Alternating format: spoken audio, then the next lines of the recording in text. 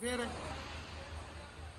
ਮਾਏ ਕਮਾ ਉਹਨੇ ਗੋਡੀ ਨਹੀਂ ਕੱਢੀ ਅਜੇ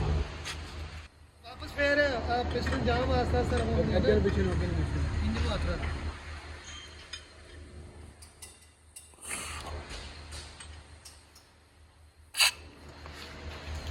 ਫੋਕਸ ਮਾਰੇ ਪਾਣੀ ਤਾਂ ਨਹੀਂ ਆਉਂਦਾ ਮੈਨੂੰ ਲੱਗਦਾ ਪਾਣੀ ਆਉਂਦਾ ਕੀ ਨਿਕਲਿਆ ਵਿੱਚ ਪਾਣੀ ਉਹ ਵੀ ਸ਼ਾਇਦ ਤੋਂ ਨਿਕਲਣਾ ਹੀ ਇੱਕ ਦਾ ਨਿਕਲਿਆ ਨੂੰ ਪਾਣੀ ਨਾਲ ਨਿਕਲਣਾ ਹੀ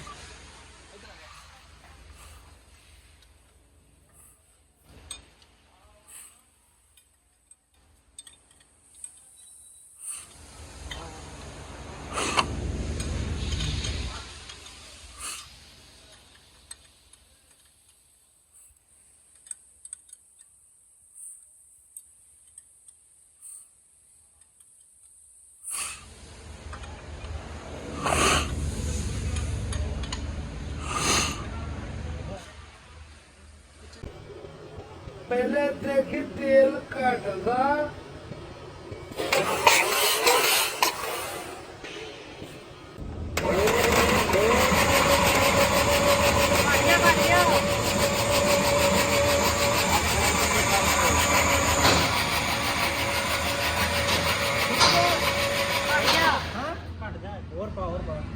ਪਰ ਕਰੈਕਟਰ ਤੇਲ ਜਿਵੇਂ ਰਮਾ ਹੋਵੇ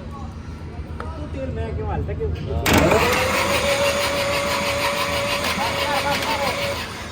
ਹੋ ਗਿਆ ਤੇਲ ਵਿੱਚ ਥੋੜਾ ਜਿਹਾ ਹੋਰ ਪਾ ਲੈ